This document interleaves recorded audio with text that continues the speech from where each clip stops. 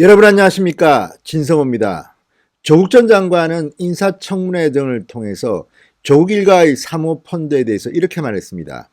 블라인드 펀드라서 투자처를 몰랐다. 그런데 이 말이 새빨간 거짓말임에 드러나고 있습니다. 자, 어제 조국 전 장관에 대해서 윤석열 검찰이 불구속 기소 처분을 했습니다. 그런데 그 공소장을 보면 기가 막힌 이야기들이 막 드러나고 있습니다. 지금 청와대와 법무부, 민주당은 윤석열 검찰에 대해서 수사 상황을 언론에 공개하면 가만두지 않겠다고 겁박하고 있습니다. 그런데 이번에 공소장을 통해서 정말 그동안 우리가 몰랐던 놀라운 사실들이 하나둘 밝혀지고 있습니다. 그 중에 하나는 조국 전 장관이 아내 정경심 씨 등과 함께 가족 카톡방을 만들었다고 합니다. 그리고 이 가족 카톡방에는 정경심 교수가 이 사모펀드의 투자 내용 같은 것들을 계속 대화를 했다고 합니다. 이 카톡방에는 조국의 아들, 딸도 들어가 있었다고 합니다. 이런데도 조국은 투자처를 몰랐다, 나는 내용을 모른다, 사모펀드가 뭔지도 잘 모른다는 식으로 기자회견과 인사청문회 등을 통해서 말해왔습니다. 정말 법적인 것도 법적인 거지만 도덕적으로 이렇게 거짓말을 해도 되나 싶습니다. 진성호의 융단 폭격 시작합니다. 조국 전 장관 부부를 융단 폭격합니다.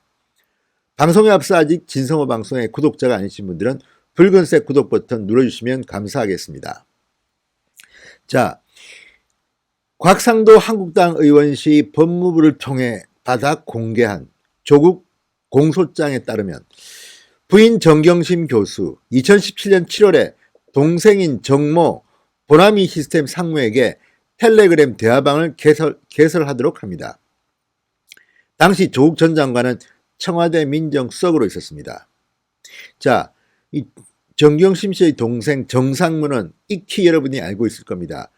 누나와 함께 차명으로 주식을 사고 상당히 깊게 이 사모펀드 투자에 개입된 인물입니다.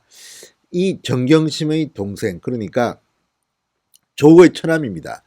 처남이 개설한 이 텔레그램 대화방, 가족들이 다 들어갔습니다. 정 교수는 조국 전 장관과 딸, 아들이 포함된 카톡방 대화방에서 투자용 인감증명서를 발급받으라고 지시하는 등 펀드 출처 관련 대화를 나눴다고 합니다. 자, 정경심 씨는 이때 동생과 함께 사모펀드 운용사 코링크피 사무실을 찾아가서 음극재 사업 추진과 투자 구조에 대한 사업 설명을 듣습니다. 이후 딸, 아들, 자금 등 일가가 합쳐서 모두 14억 원의 이 펀드를 만듭니다. 이 14억 원은 전부 다 조국 일가 100% 투자한 사모펀드입니다.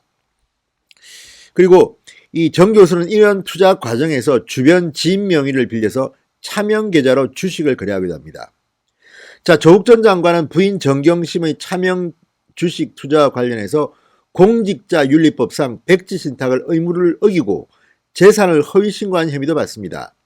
자, 이 상황을 보면 조국은 이 카톡방을 통해서 충분히 이런 투자 내용 등등을 알 수 있었음에도 불구하고 허위로 신고한 것으로 보입니다. 자, 공직자는 주식을 투자하면 안 됩니다. 그런데 정경심은 차명 주식 투자를 했습니다. 자, 검찰은 조국이 정경심의 차명 주식 투자 사실을 알았고 재산을 공동으로 운영했다고 보고 있습니다.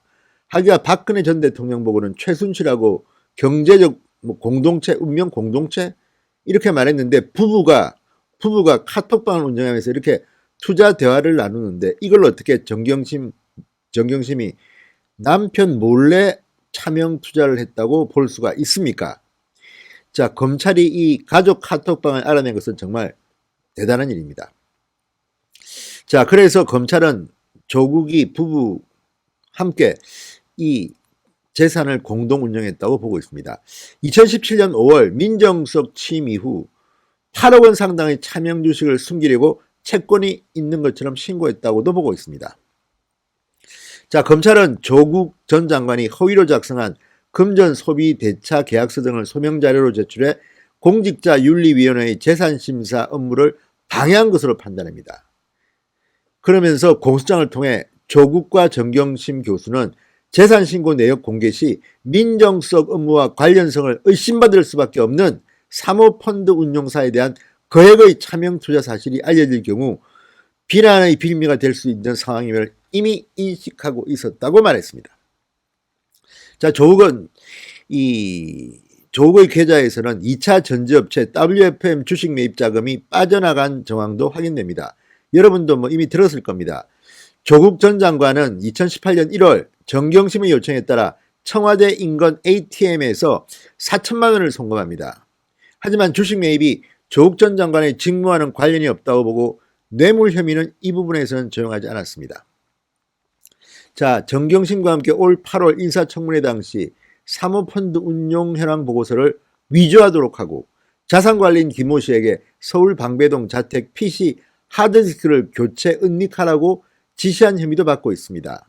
조국 전 장관은 지난 8, 9월 인사청문회 등에서 블라인드 펀드라 투자 정보를 받지 못해 몰랐다고 해명했습니다.